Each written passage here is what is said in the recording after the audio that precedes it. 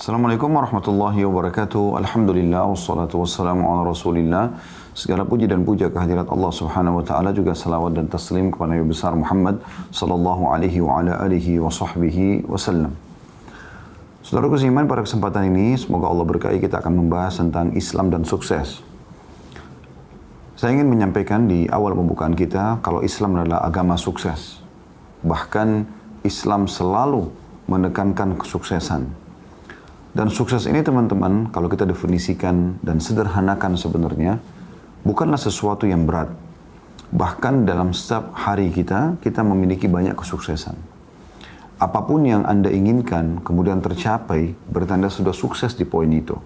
Misal contoh, Anda lapar, kemudian Anda berhasil mendapatkan makanan sehingga lapar Anda hilang. Anda sudah sukses di poin itu.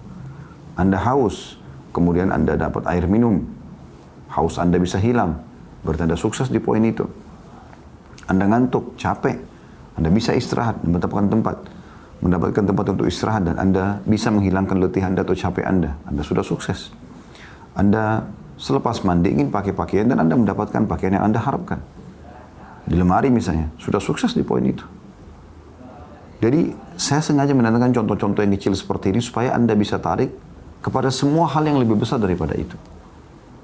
Kalau Anda berangan-angan kerja di sebuah tempat, lalu Anda diterima, sudah sukses di situ. Anda ingin kuliah di satu tempat, lalu kemudian Anda berhasil kuliah di tempat tersebut, sudah sukses di poin itu. Ini kesuksesan bisa bergabung atau bahkan berulang-ulang kita dapatkan dari satu kegiatan.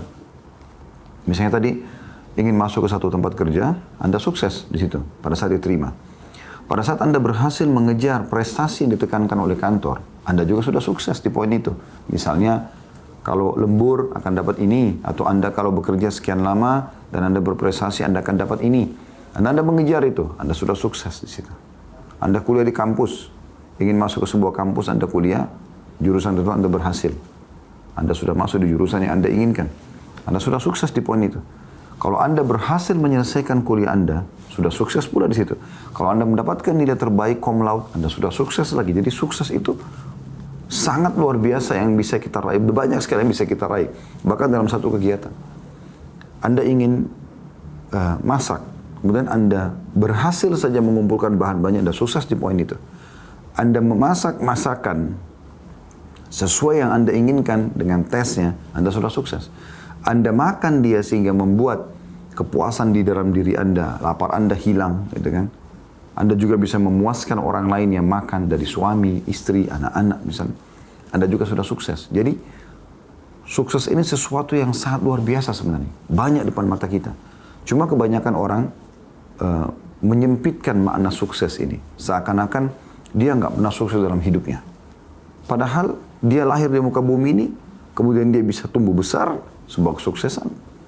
Dia punya teman-teman, kesuksesan.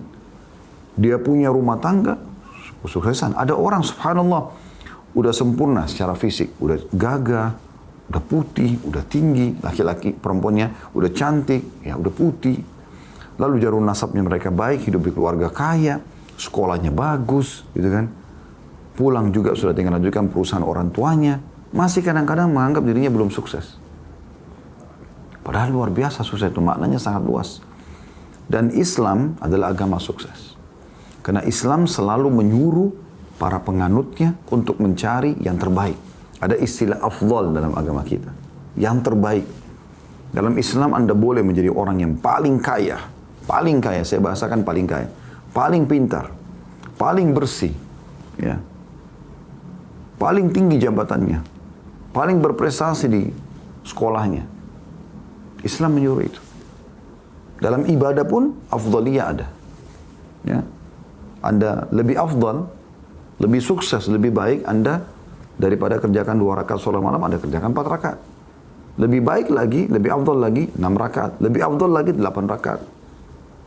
Jadi ada yang afdal gitu. Jadi di awal pembukaan kita teman-teman, saya ingin titik beratkan Islam adalah agama sukses dan menekankan kita untuk sukses. Islam melarang kita justru untuk terpuruk. Islam melarang kita bermalas-malasan. Bahkan Nabi SAW berlindung dari sifat malas. Islam melarang kita nganggur, pengangguran. Ya, kecuali memang Anda sudah berusaha cari kerja tidak temukan. Islam melarang kita untuk dendam, dengki, iri, mencuri, menyakiti orang. Semua itu bisa mengganggu kesuksesan. Tapi Islam suruh kita jujur, amanah, tanggung jawab, maju, berbagi. Bahkan kita punya motivasi sebagai seorang muslim sangat kuat.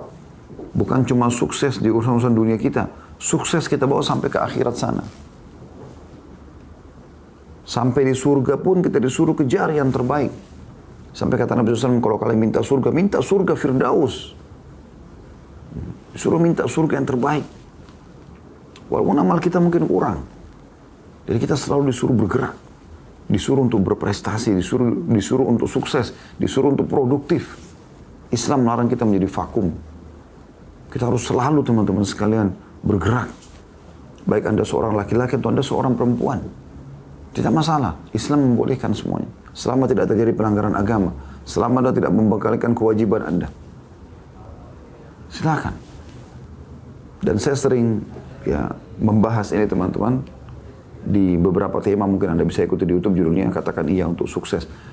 Bagaimana sebenarnya sukses itu bisa kita bangun pondasinya dan kita bisa raih puncak tertingginya dengan niat Anda, dengan tekad Anda yang baik. Kalau dua orang bekerja di satu perusahaan menjadi OB, si A sama si B. Ini sebagai bahan contoh saja. Si A bekerja dengan gaji 2 juta per bulan. Si B juga 2 juta per bulan. Cuman niatnya berbeda, tekadnya berbeda. Si A, begitu dia menerima gaji 2 juta, dia lihat kebutuhan istrinya 1 juta, misal contoh saja. Dia 500 ribu, dia bisa nabung 500 ribu, bagi dia sudah cukup. Ya sudah, saya sudah cukup begini. Kita akan temukan orang ini sampai 10 tahun ke depan pun tetap OB di situ. Bedakan dengan si B yang punya niat dan tekad yang berbeda. Ini untuk membangun pondasi sukses ya.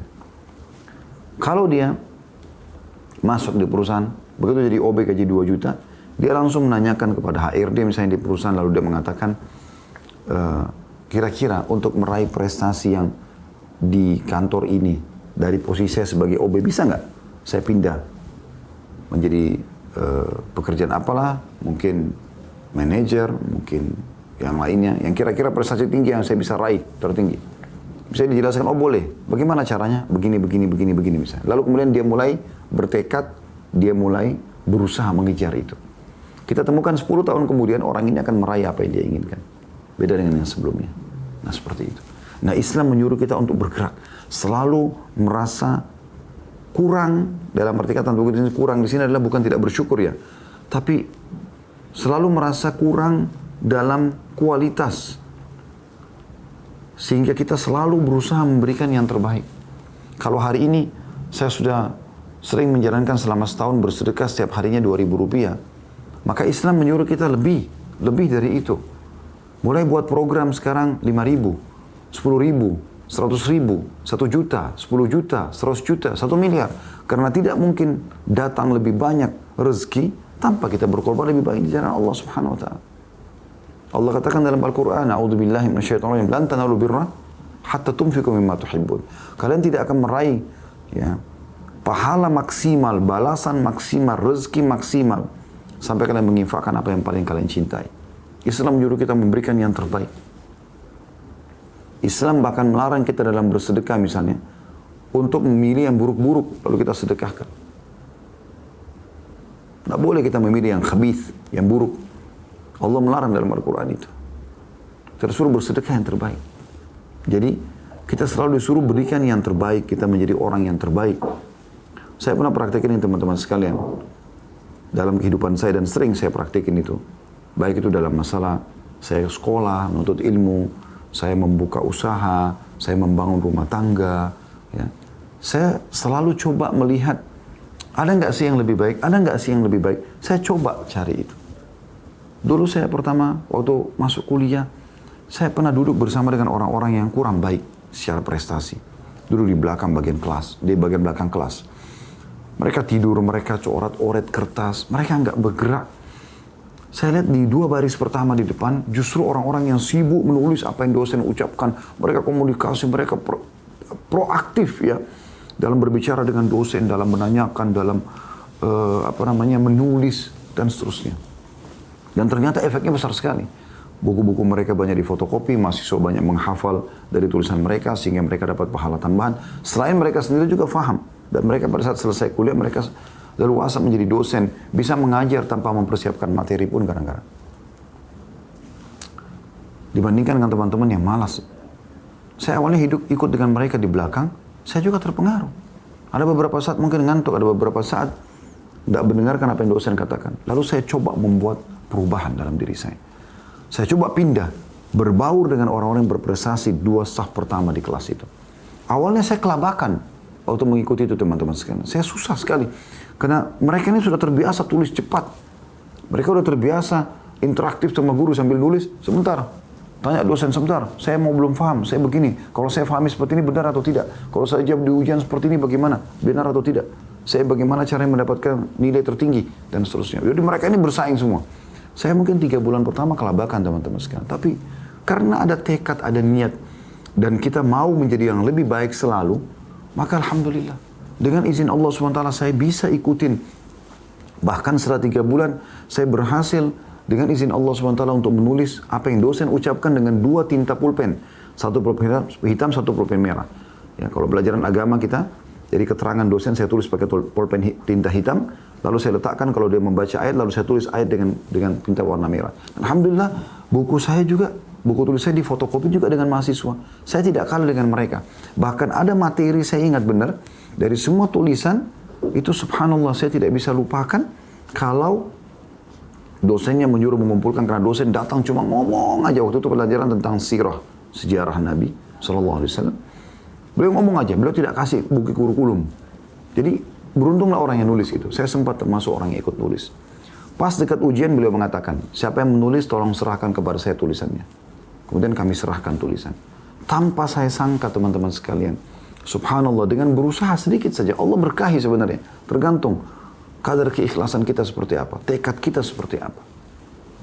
Tiba-tiba minggu depannya dosen datang mengatakan, saya menganjurkan untuk memfotokopi tulisan Khalid ini. Saya sampai sempat merinding pada saat itu. Padahal saya baru menyusun prestasi saya di saat itu. Tapi Alhamdulillah buku itu bisa menjadi rujukan.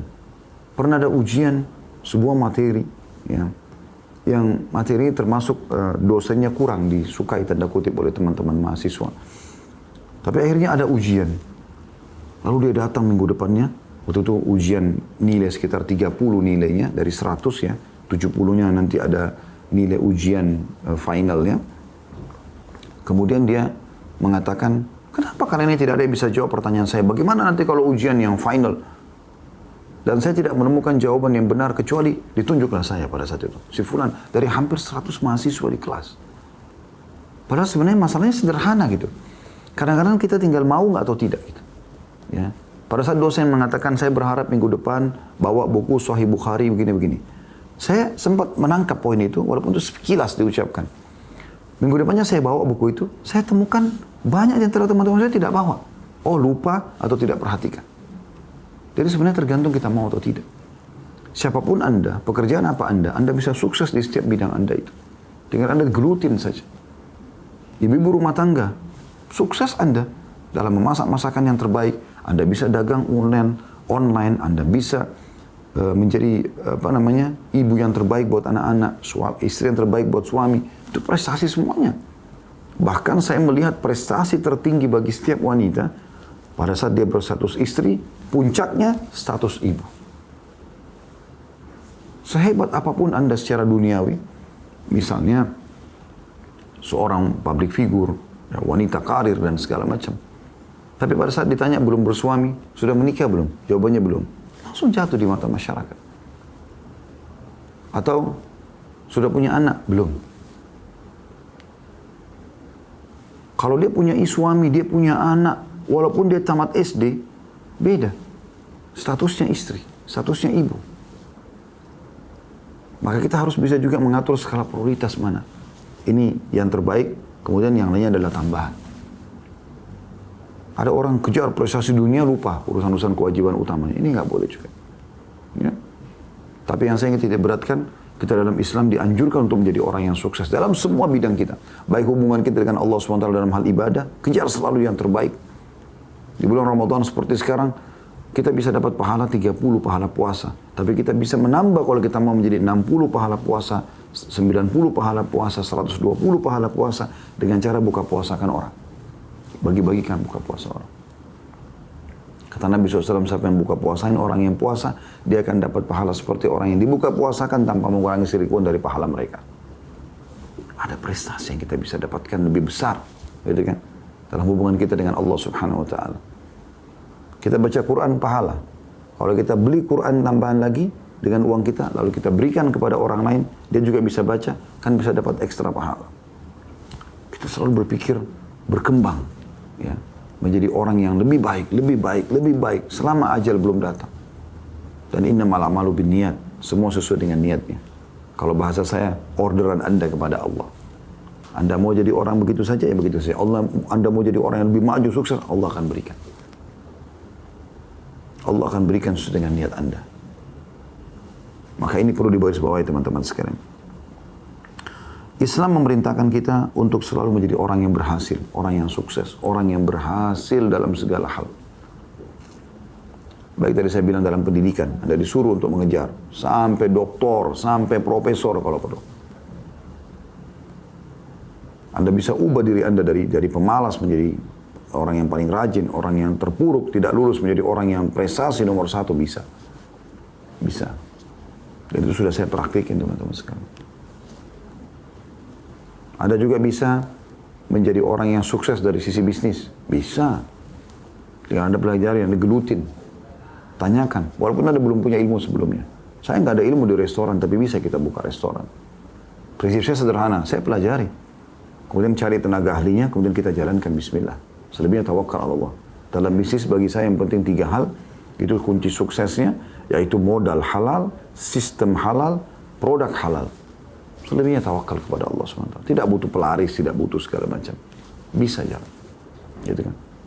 Sebagai suami di rumah tangga, bisa sukses. Tanya kepada istri, apa yang kurang, mereka bisa berikan masukan atau dia bisa berikan masukan. Kita coba jadi yang terbaik. Pelajari dalam agama seperti apa jadi suami yang baik segala macam. Bisa. Allah akan berikan kita kemudahan-kemudahan. Sebagai istri juga begitu. Sebagai pengusaha juga begitu. Dan seterusnya. Semuanya bisa kita raih yang terbaik. Dan tidak ada kata-kata terlambat untuk belajar. Walaupun bidang itu belum kita tahu sama sekali. Banyak sekali motivasi dalam agama teman-teman untuk kita menjadi orang yang maju. Sukses. Ya. Tapi biasanya lingkupnya orang kalau bicara tentang masalah sukses ini, kebanyakan orang bicara masalah sukses kalau kaya raya. Ya. Padahal sebenarnya lebih luas sebagaimana saya bahasakan tadi. Tapi tidak salah orang kalau berpikir masalah kaya raya juga adalah kesuksesan. Cuma bukan cuma itu, lebih luas gitu kan. Masalah kaya, contohnya misalnya ada hadis ya, yang sahih diriwayatkan oleh Bukhari Muslim. Kata Nabi SAW kepada Sa'ad bin Abi Waqqas radhiyallahu anhu, "Innaka intadhar warathataka agniya khairun laka an tadarahum a'latan yatakafafuna an-nas." Engkau meninggalkan keturunanmu dalam keadaan kaya, jauh lebih baik daripada engkau tinggalkan mereka mengemis kepada manusia. Artinya, kau bina dirimu, kau didik dirimu menjadi orang yang sukses, punya pendapatan, punya income, punya nama harum, nama baik, sehingga keturunanmu juga jadi dapat kena tampiasannya. Dan kamu pun kader mereka menjadi orang-orang yang berpendidikan, orang-orang yang berprestasi, orang-orang yang tidak mengemis pada orang, tidak bergantung pada orang. Itu jauh lebih baik. Diperintahkan dalam agama. Bagian daripada ibadah kalau Anda ikhlas karena itu mengikuti syariat Allah SWT. Ini sabda Nabi SAW. Kemudian juga banyak ayat-ayat Al-Quran Anda bisa buka teman-teman sekalian. Surah Al-A'raf ayat 32. Ya, Anda bisa renungi ini. Bagaimana Allah SWT membolehkan kita mengejar apa yang Allah telah siapkan sebagai fasilitas. Dan kita nikmati. Selama 5 huruf halal. Meninggalkan 5 huruf yang lain haram. Meninggalkan 5 huruf yang lain haram. Ya. Anda bisa buka Al-A'raf 32, saya bacakan. A'udzubillahi minasyaitonirrajim. Qul man harrama zinatallahi allati akhraja li'ibadi wat-tayyibati minar rizq. Qul hiya lilladina amanu fil hayatid dunya khalisatan yawmal qiyamah. Katakan hai Muhammad, siapa yang berani-berani mengharamkan ya perhiasan-perhiasan yang telah Allah keluarkan buat hamba-hambanya. Dan thayyibat minar rizq, yang baik-baik dari rezeki. Makanan lezat, buah-buahan manis, pakaian yang bagus, kendaraan yang bagus, rumah yang bagus, penampilan yang rapi, pendidikan yang tinggi, harta yang banyak. Siapa yang mengharamkan itu semua? Kata Allah. Lalu Allah mengatakan, katakanlah itu untuk orang-orang beriman di dunia. Dan di akhirat murni buat mereka saja. Kita orang beriman ini luar biasa teman-teman. Di dunia kita boleh kejar prestasi terbaik semua itu. Di akhirat kita juga akan dapat. Cuma orang kafir cuma di dunia bisa bersaing sama kita. Di akhirat tidak akan bisa. Mereka akan masuk ke neraka. Kita sudah bahagia di dunia. Makan enak, minum enak, pakaian bagus, rumah bagus, kendaraan bagus, pasangan baik, keturunan banyak. Silakan. Pendidikan tinggi, harta kayak banyak, melimpah. Tapi semuanya halal. Dan ini Anda tunggangi sebagai fasilitas untuk mendapatkan yang terbaik di akhirat. Di akhirat nanti masuk surga lagi. Di dunia sudah enak. Biologis halal, semuanya halal, boleh dinikmati. Boleh, silakan. Di akhirat pun dapat. Allah mengatakan, bahkan menantang sini, "Qul man harrama zinatallahi allati akhraja li ibadi wa thayyibati minar rizq." Katakan, hai Muhammad, siapa yang berani-berani mengharamkan itu? Boleh, silakan makan, minum. Allah mengatakan, "Kulu washrabu," makan dan minum, silakan. Tapi halalan thayyibah, yang dibolehkan dan yang kualitas. Gitu kan? Boleh. Berpakaian bagus, tunggangan bagus, rumah bagus, silakan. Nabi SAW pernah lihat ada sahabat berantakan penampilannya, lalu Nabi SAW tanya kepada dia, apa kau punya harta? Dia bilang ada. Kata Nabi SAW, apa hartamu? Dia sebutkan, saya punya kuda, saya punya unta, saya punya kambing. Nabi SAW lalu mengatakan pada dia, kalau begitu mana bekas nikmat Allah pada dirimu? Kenapa nggak kelihatan bajumu, rambutmu, penampilan? Kenapa nggak kelihatan orang yang punya nikmat? Allah nggak larang. Allah itu dalam hadis dikatakan jamil. Kata Nabi SAW, Allah jamil, yuhibbul jamal. Allah bersih, rapi, suci.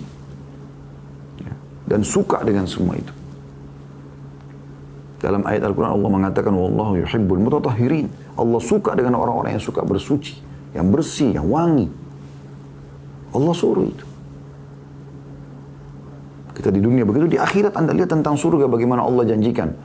Pakaian-pakaian dari sutra, istana dari emas, kebun-kebun yang lebat, pelayan-pelayan yang cantik dan gagah.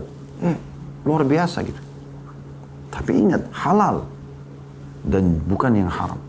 Serta juga ada poin penting yang tidak kalah di sini teman-teman yang harus diketahui, tidak boleh mubazir, berlebih-lebihan, tidak boleh bakhil, pelit. Tengah-tengah. Boleh nikmati tapi jangan berlebihan. Jangan juga terlalu berhitungan. Silahkan. Begitu Islam datang. Begitu juga dengan firman Allah Subhanahu wa taala dalam surah Al-Mulk ayat 15. Silakan Anda buka Al-Mulk ayat 15. Bagaimana Allah Subhanahu wa taala berfirman, A'udzu billahi minasyaitonir rajim. Huwal ladzi ja'ala lakumul arda dalulan famshu fi manakibiha wa kulu min rizqi wa ilaihin nusyur. Dia yang telah menjadikan bumi ini terhampar buat kalian. Jalanlah di atasnya dan makanlah rezeki yang ada di atasnya. Silakan.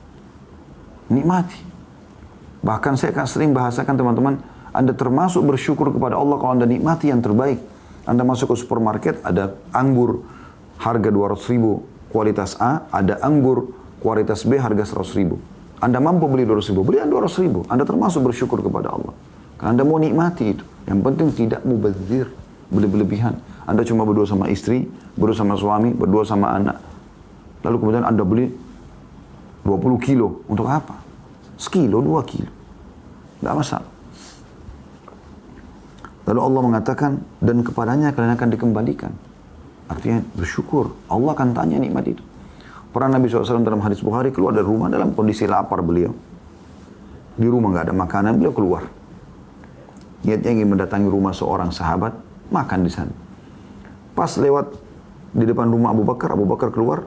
Nabi SAW tanya, kenapa kau keluar? Abu Bakar dia mengatakan lapar ya Rasulullah. Dalam kemudian ketemu Umar lagi ditanya, kenapa kau keluar? Dia mengatakan lapar ya Rasulullah. Kata Nabi SAW, saya pun keluar seperti kalian.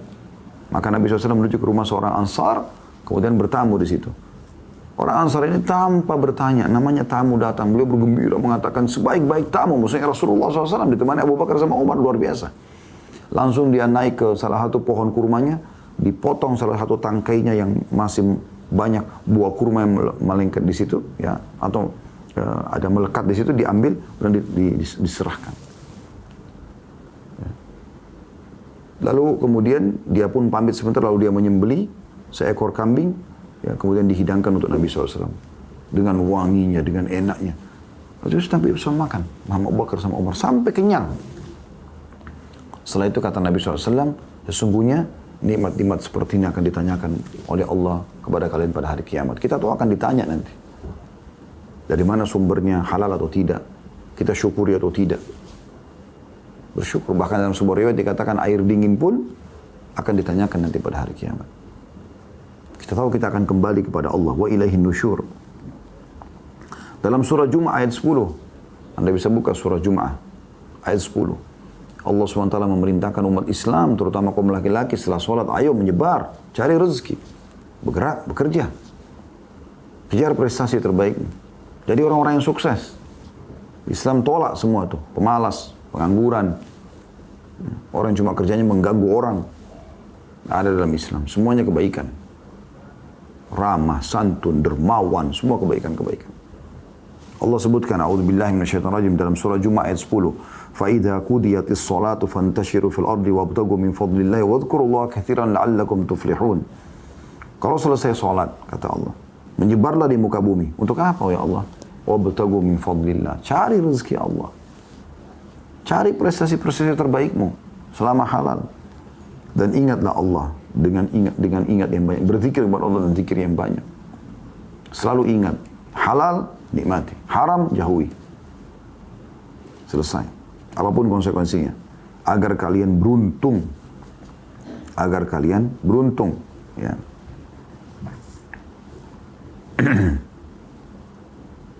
Nabi SAW memerintahkan agar setiap umat Islam bekerja dengan hasil tangannya sendiri. Itu prestasinya lebih bagus. Pahalanya lebih bagus. Dia pun menguasai bidangnya. Kata Nabi SAW dalam hadis yang sahih, "Ma akala ahadun ta'aman khairan min an ya'kula min amali yadihi." Tidak ada makanan yang dikonsumsi oleh seseorang di antara kalian yang lebih baik daripada hasil kerjanya sendiri, hasil tangannya. Wa inna nabiyallahi Daud kana ya'kul min amali yadihi. Ketahui Nabi Allah Daud makan dari hasil tangannya.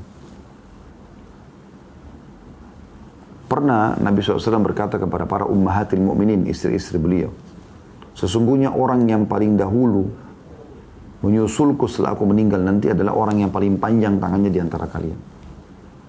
Aisyah, Ummul Mukminin radhiyallahu anha berkata, kami belum faham apa yang Nabi SAW maksudkan sampai Nabi SAW meninggal. Setiap hari kami mengukur tangan-tangan kami pada saat ketemu. Siapa yang lebih panjang tangannya? Karena dia akan lebih dulu menyusul Nabi SAW.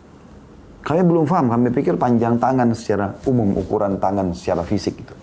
Sampai meninggalnya Zainab. Baru kami ketahui. Ternyata yang dimasukkan oleh Nabi SAW adalah orang yang paling dermawan di antara kalian. Karena Zainab radhiyallahu anha beda dengan istri Nabi yang lain. Kalau istri Nabi yang lain bersedekah ya. Tapi Zainab ini tidak. Kalau dia misalnya mau memberikan makanan, dia buat sendiri makanan tersebut. Bukan makanan jadi. Kalau dia ingin memberikan baju perang, ya, partisipasi dengan orang yang berjihad, maka dia jahit sendiri, dia buat sendiri. Dari hasil tangannya. Lebih besar nilainya. Dan ini prestasi. Ini prestasi. Ya. Ini penekanan dalam Islam. Kemudian dalam riwayat Muslim dikatakan, Nabi SAW mengatakan, Kana Zakaria AS najjaran. Ketahuilah Nabi Zakaria, Nabi Allah saja. Yang jelas-jelas Allah jamin rezekinya. Itu tukang kayu. Menguasai bidangnya. Juga dikatakan dalam riwayat lain, Anna Idris kana khayyatan yatasaddaqu bi fadli kasbi. Nabi Idris adalah seorang tukang jahit. Yang dia mendapatkan income untuk hidup dari situ, kemudian dia pun bersedekah. Ya, dari situ. Kemudian Nabi SAW juga, kita tahu transaksi jual beli. Kalau fase hidup Nabi kita bagi, masa kanak-kanak sampai kurang lebih umur beliau 8 tahun. Ya. Nah di 8 tahun ini mulai beliau mengembala kambing setelah meninggal kakeknya Abdul Muttalib. Ya, dan dipelihara oleh pamannya Abu Talib. Abu Talib orang miskin, maka Nabi SAW pun bekerja untuk membantu pamannya dengan cara mengembalakan kambing. Bekerja. Dari 8 tahun beliau sudah bekerja, teman-teman sekalian. Alaihi salatu wassalam. Sampai beliau mengembala kambing sampai umur 19 tahun. Maaf, sampai umur 21 tahun. Di umur 21 tahun beliau berubah profesinya menjadi seorang pengusaha. Mulailah beliau berdagang, lalu orang banyak titipin modal, lalu beliau dapat bagi hasil dari situ. Termasuk nanti akhirnya Khadijah, dari umur 21 tahun sampai 25 tahun, umur 25 tahun beliau menikah dengan Khadijah, pengusaha terkaya di Mekah. Sallallahu alaihi wasallam.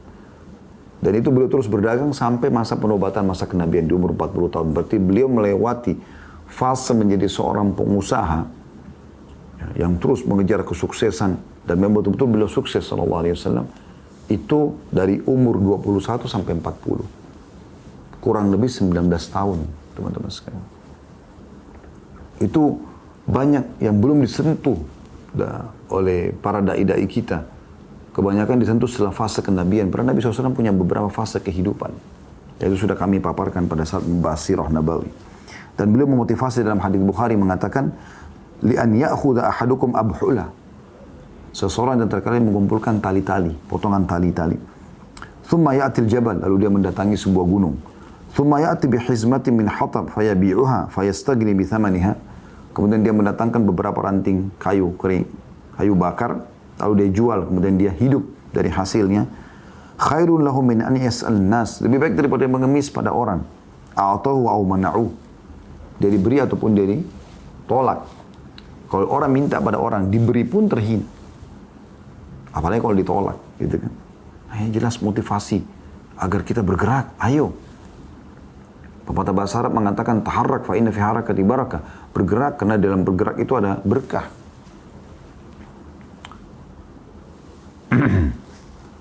Begitu juga disebutkan oleh Sa'id bin Musayyib rahimahullah bagaimana para sahabat Nabi ridwanullah alaihim mereka berdagang. Beliau mengatakan karena ashabu Rasulullah SAW yasjaruna fi bahri Rum. Beliau saksikan sendiri para sahabat-sahabat Nabi mereka berdagang sampai ke sampai ke lautan Romawi. Tidak malu dengan itu. Supaya bekerja, bergerak. Memang Islam ini adalah agama yang bergerak. Saya bahkan pernah mendengar ada seseorang yang masuk Islam dari Malaysia.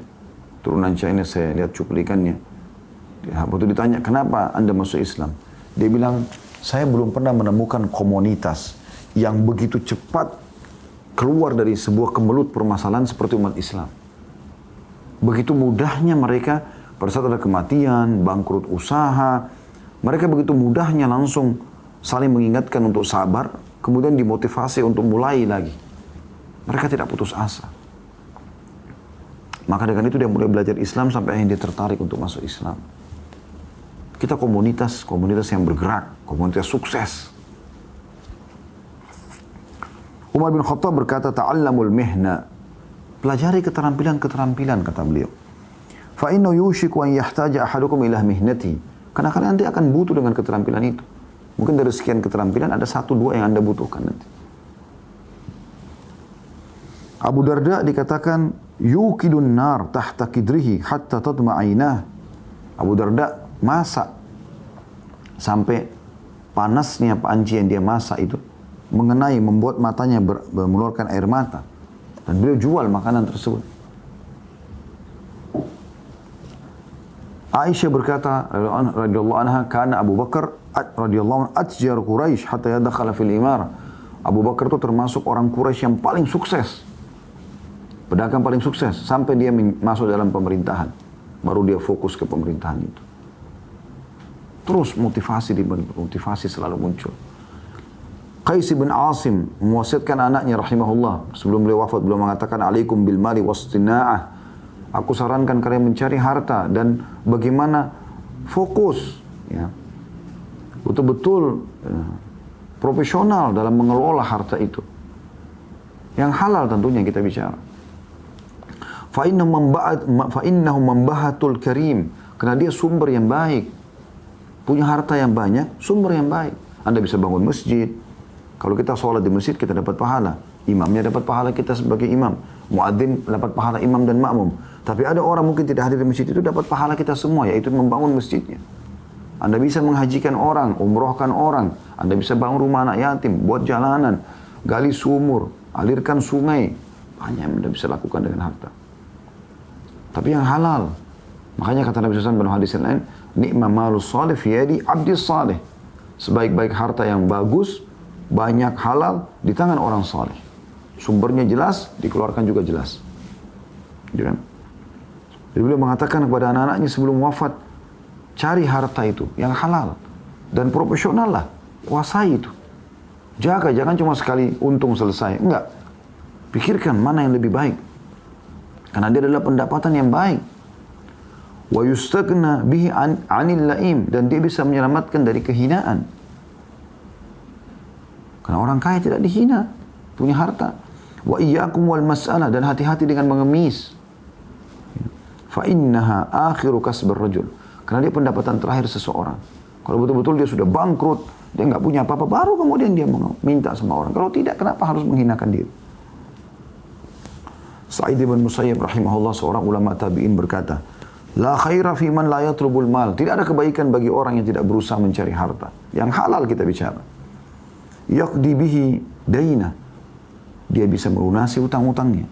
Wa yasunu bihi 'irdah. Dia memuliakan nama baiknya, kehormatannya, dia menjaga kehormatannya. Wa yaqdi bihi dhimamah. Dia memenuhi kebutuhan-kebutuhannya. Wa in mata taraka miratan lima ba'da. Kalau dia mati, dia tinggalkan warisan. Jadi pahala lagi buat dia kepada ahli warisnya. Umar bin Khattab mengatakan, maksabatun fi di'ana khairu min su'alin nas. Mencari pendapatan walaupun sulit, banyak rintangannya, lebih baik daripada mengemis pada orang-orang. Ini luar biasa teman motivasinya. Luqman al-Hakim alaihissalam, ada yang mengatakan dia seorang nabi. Surah Luqman. Dia mengatakan pada anak-anaknya, ya bunai, wahai anakku, istagni bil kasbil halal. Cari pendapatan halal. Kita lihat motivasinya, disuruh bekerja, ayo. Punya pendapatan, ya, punya prestasi. Fa innahu maftaqara ahadun illa asabathu ihda thalathu khisal. Karena tidak ada orang yang tidak melakukan itu kecuali dia akan ditimpa salah satu dari 3 masalah. Yang pertama, riqqatun fi dini, lemah agamanya.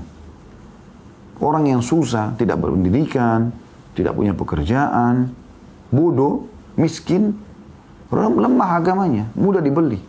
Murtad karena sembako, murtad karena baju, murtad karena pernikahan, lemah agamanya. Yang kedua, kata beliau, au dha'fun fi aqlihi, atau kelemahan di akalnya. Orang yang tidak berusaha kejar pendidikannya, berusaha bekerja, mengelola, menguras otaknya supaya melahirkan ide-ide, gitu kan. Maka lemah akalnya. Kita lihat orang-orang yang biasa pengangguran pinggir jalan, lemah akalnya. Lemah, kalau kita ajak ngomongnya cuma sebatas itu saja. Bahkan kalau kita lemparkan sebuah permasalahan untuk menemukan solusi, mereka tidak punya solusinya. Lemah akalnya, cuma duduk main catur di pinggir got, ngomong-ngomong tiap hari itu aja bertahun-tahun, dari muda sampai sudah tua di tempat yang sama. Gak ada perubahan. Padahal waktu dia sama dengan orang-orang yang sudah sukses, 24 jam sama, punya 2 mata sama, punya 2 telinga sama. Kenapa? Kenapa Anda pengangguran? Bertolak belakang dengan agama kita Islam. Lemah akalnya itu yang kedua. Yang ketiga kata beliau, awwahaun fi muru'ati, atau tercoreng kehormatannya. Biar gagah, biar cantik. Begitu orang tahu tidak ada sekolahnya, begitu orang tahu tidak ada pekerjaannya, jatuh. Serapi apapun bajunya. Gitu kan? Lalu kata beliau, wa'adham min hadha istighfafun nasu bi. Lebih daripada itu lagi, manusia menganggap remeh dia. Nah, ini luar biasa. Bagaimana Nabi SAW selalu berlindung teman-teman dari doanya, di antara doanya, diriwayatkan Imam Ahmad, kata Nabi SAW, ta'awwadhu billahi minal faqri wal killati wal dhillah. 3 hal. Kata Nabi SAW, selalu berlindung kepada Allah, selalu berlindung kepada Allah. Saya ulangi lagi, selalu berlindung kepada Allah. Dari, kata beliau, yang pertama, kefakiran. Kefakiran, diminta berlindung dari kefakiran. Kemudian, kekurangan, killah. Kemudian, kehinaan. Semua ini berkumpul pada orang yang tidak mau kejar sukses. Tidak mau maju. Tidak mau mendongkrak dirinya. Upgrade menjadi orang yang lebih baik. Dalam riwayat An-Nasai dan Abu Daud juga dikatakan Nabi SAW pernah berdoa, Allahumma inni a'udzubika minal ju' fa inna bi'sad daji'. Ya Allah, aku berlindung kepadamu dari dari rasa lapar, karena dia seburuk-buruk keadaan. Ada orang kadang-kadang mengambil riwayat Nabi SAW pernah lapar seakan-akan beliau kelaparan terus. Tidak, pernah lapar. Karena beliau Nabi suri teladan, maka dinukil kisahnya pernah lapar. Tapi beliau kebanyakan makan daging, ada makanannya, ada minumannya. Kalau enggak mungkin hidup Nabi SAW. Gitu kan? Orang mati kalau kelaparan. Tapi beberapa riwayat menjelaskan beliau pernah lapar, iya. Menjelaskan kalau Nabi pernah juga lapar sebagai manusia biasa. Juga dalam riwayat lain Nabi SAW berdoa, Allahumma inni a'udzubika minal ajzi wal kasal. Ya Allah, aku berlindung kepadamu dari sifat vakum, nganggur, dan malas. Dua ini selalu bersahabat. Kalau udah malas, nganggur. Kalau nganggur, malas. Wal jubni wal bukhul. Juga berlindung dari sifat pengecut dan pelit. Wa ghalabati daini wa qahri rijal. Dan dikuasai oleh orang. Diperbudak oleh orang. Dan juga terlilit utang. Ya. Terlilit utang dan dikuasai oleh orang-orang. Ada perkataan Umar bin Khattab yang menarik, teman-teman. Beliau mengatakan, Inni la'ala rajula fayu'jibuni syakluh. Aku kadang-kadang lihat orang, aku tertarik dengan penampilannya. Wajahnya tampan, bajunya bersih, wangi gitu kan. Kelihatan orang yang seperti memang punya kedudukan ya. Fa'idha sa'altu anhu faqila la amala lahu saqata min aini. Jadi ini bukan perkataan saya, kata Umar bin Khattab, sahabat Nabi yang mulia.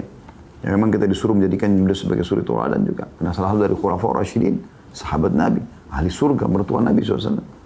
Kata beliau, kadang-kadang aku melihat orang, aku kagum melihat keadaannya. Gitu kan. Tetapi pada saat aku tanya, ada pekerjaannya nggak? Dikatakan tidak ada, maka jatuh di depan mataku. Maksudnya tiba-tiba menjadi tidak ada nilainya gitu ya. Umar bin Khattab juga pernah menemukan beberapa orang lagi duduk di masjid setelah sholat Jumat. Maka ditanya, kenapa kalian di sini? Mereka mengatakan, nahnul mutawakkiluna 'ala Allah. Kami orang yang bertawakal kepada Allah.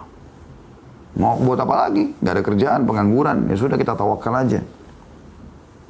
Maka Umar bin Khattab pun marah. Naharahum Umar. Wa yaqul, sambil berkata, la yaqudu ahadukum min talabir rizq. Jangan kalian duduk dan tidak mencari rezeki. Vakum, nganggur. Lalu dia mengatakan, wa yaqul Allahumma rzuqni, ya Allah berikan aku rezeki. Wa qad alima anna as-samaa'a la tumtiru dhahaban wala fiddah. Sementara dia tahu langit tidak akan pernah menurunkan hujan ataupun perak. Tidak akan pernah menurunkan hujan yang berisikan emas ataupun perak. Begitu juga terjadi pada zaman Sufyan ats-Tsauri rahimahullah, seorang ulama tabi'in yang masyhur di Mekah. Beliau pernah melewati beberapa orang yang sedang duduk di Masjid Haram. Lalu beliau tanya, ya, ma yajlisukum? Apa yang membuat kalian duduk di sini? Qulna ma nasna. Maka kami berkata, orang-orang itu mengatakan, dinukil dari Muhammad bin Thawr rahimahullah, kami enggak tahu harus buat apa lagi. Qala utlubu min fadlillah. Keluar cari rezeki Allah. Wala takunu iyalan 'alal muslimin, dan jangan kalian menjadi beban bagi kaum muslimin. Islam mengajarkan itu. Dan juga dinukil oleh Syekh Abdurrahman bin Ali Al-Askari, beliau mengatakan dalam tulisannya, waqad nassa al-fuqaha'u ala annahu yajibu 'ala al-insani at-takassub. Dan ulama, para fuqaha telah menukil bahwasanya wajib bagi setiap orang muslim untuk mencari pendapatan, walau bi ijari nafsihi, walaupun dia menyewakan dirinya. Dia maksudnya pada hal yang halal ya, tenaganya. Liwafa' ma alaihi min dainin wa nadhrin wa ta'atin wa kafara wa mu'natin talzumuhu. Agar dia bisa memenuhi, membayar utangnya, memenuhi nazarnya, melakukan ketaatan-ketaatan, membayar kafarah, denda dari pelanggaran dia, atau memenuhi kebutuhan yang memang harus dia penuhi. Lalu beliau mengatakan, yashku syababu bistimrari min adamil wujud masdaril rizq. Banyak anak muda mengeluh tidak adanya sumber pendapatan. Yunfikuna bihi ala anfusihim, yang mereka bisa keluarkan untuk kebutuhan diri mereka. Wa yuhsiruna rizq kulluha wal husul ala al-mal fi wadhifatin yajiduha fi ihda jihati ad-dawla atau muassasatiha, wa hadha fahmu ghairu sahih. Karena mereka mengira atau mengurung rezeki itu hanya ada dan akan didapatkan sebagai di sebuah tempat yang terdaftar sebagai pegawai yang dia bisa dapatkan dari salah satu instansi ya, atau yayasan di negaranya. Dan ini pemahaman yang keliru, kata beliau. Farizqu yajiduhu mar'u fi kulli amalin halal. Yang benar adalah setiap orang bisa mendapatkan pendapatan dari pekerjaan yang halal. Wal haris min an yas'a fi talabi rizqi bi nafsi. Dan dia berusaha mencari rezeki walaupun dengan cara dia sendiri. Wa afdhalul mal ma kana min tariqil halal, dan yang paling baik dengan cara halal. Wa qad su'ila Rasulullah sallallahu alaihi wasallam ayyul kasbil afdal. Telah ditanya kepada Nabi SAW pendapatan apa yang paling baik. Qala amalur rajul biyadihi wa kullu bay'in mabrur. Maka Nabi SAW mengatakan pekerjaan seseorang dengan hasil tangannya sendiri, dengan tenaganya, dan semua transaksi yang menguntungkan. Diriwayatkan Ahmad dan juga At-Tabarani. Imam Ahmad berkata rahimahullah, al-istighna 'anil nas yatlubu istighna 'anil nas bi talabil amal a'jabu ilaina min al-julusi wa intidharu fi ma fi aidin nas. Saya ulangi, kata Imam Ahmad, al-istighna 'anil nas, ya, tidak bergantung pada orang, bi talabil amal, dengan meminta pekerjaan, a'jabu ilaina min al-julusi, ya, wa intidharu ma fi aidin nas.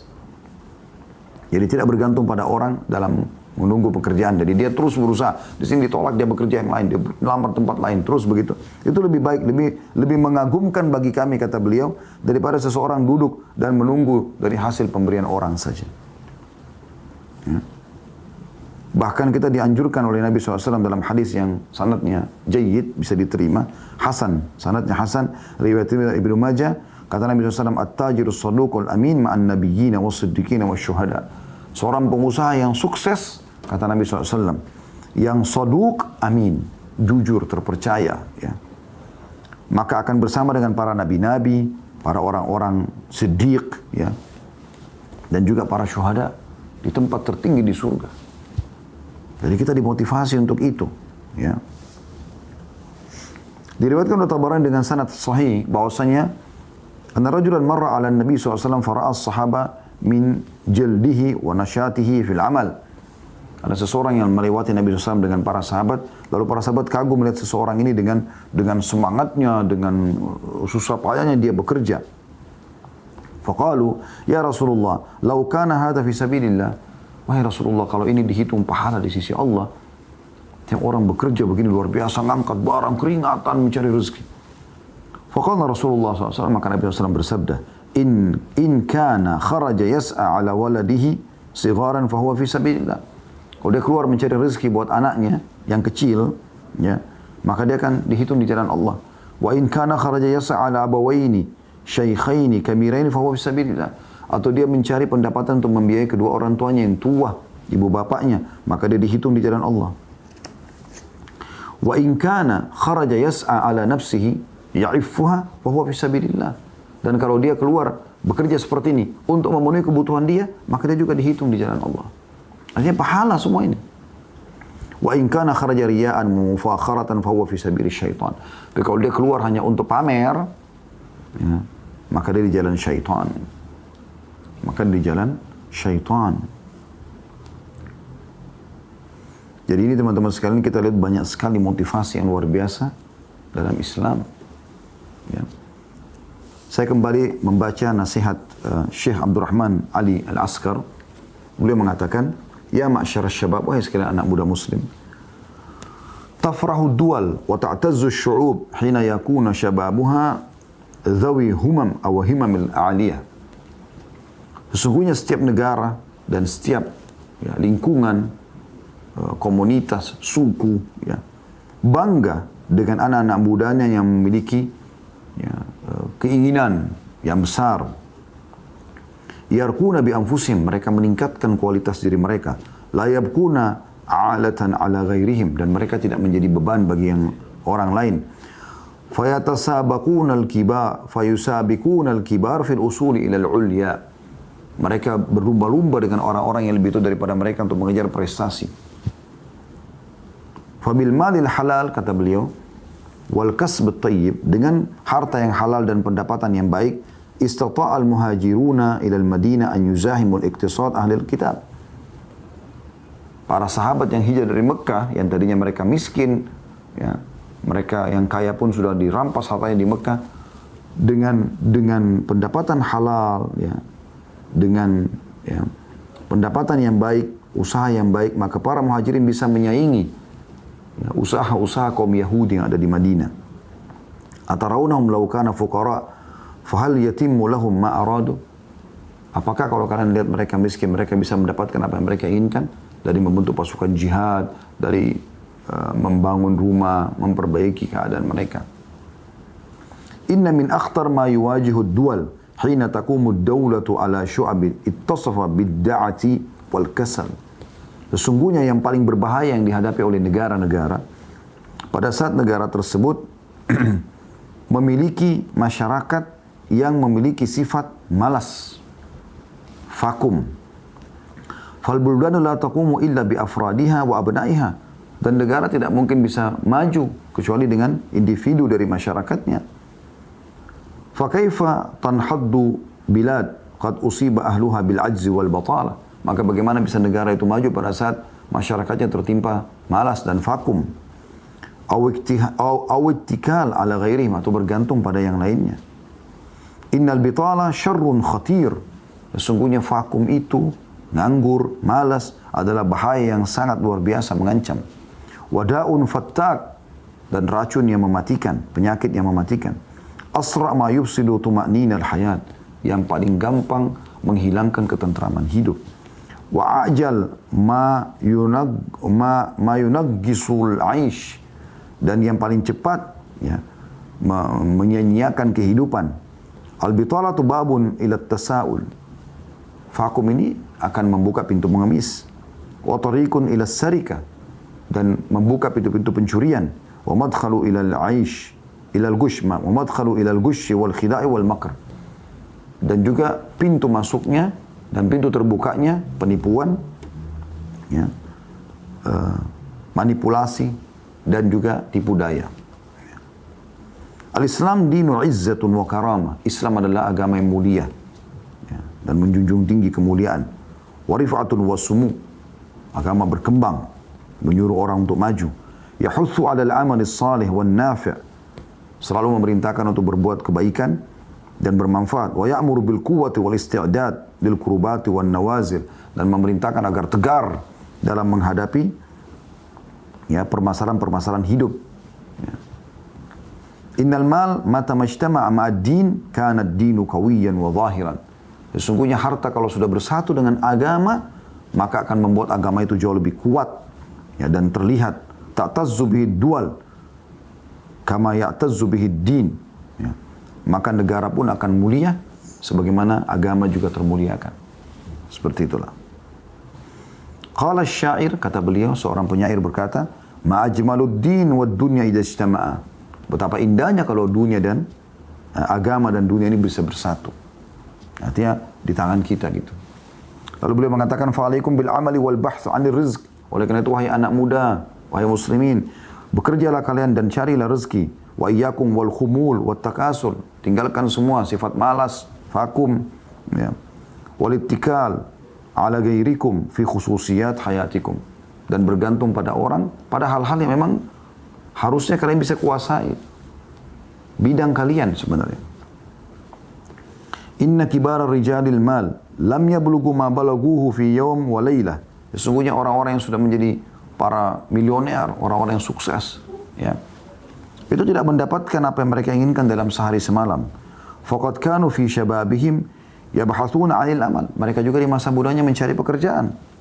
Lakin kanat lahum himam aliyah, tapi mereka punya semangat yang tinggi. Awsalathum ila ma tarawun, yang membuat mereka sampai pada apa yang kalian sudah lihat. Inna syai' yanfusu wa yagla fi qalbi sahibihi biqadri ta'bahu fil husuli ilaih. Sesungguhnya sesuatu itu akan mahal di diri seseorang sesuai dengan kadar bagaimana upaya dia meraihnya. Walidzalika qalla ma yufarritu fihi aw yatahawanu fi amri. Oleh karena itu orang yang susah payah mendapatkan prestasinya, dia tidak akan mungkin melalaikannya gitu. Amma ma yahsul alaihi syakhs duna ina'in wa mukabadatin falan ya'rif qimata. Kalau seseorang mendapatkannya tanpa ada upaya, tanpa ada perjuangan dia, maka tidak ada nilai di depan matanya. Jadi ini kurang lebih gambaran kita teman-teman tentang Islam dan sukses. Dan mudah-mudahan ini sudah cukup mewakili teman-teman apa yang harusnya difahami oleh setiap generasi muda muslim, laki-laki dan perempuan, agar mereka selalu mengejar mana yang terbaik. Dan selama mereka hidup, mereka jadikan, diniatkan semua itu untuk mendapatkan juga balasan yang terbaik di akhirat nanti. Allahu a'lam.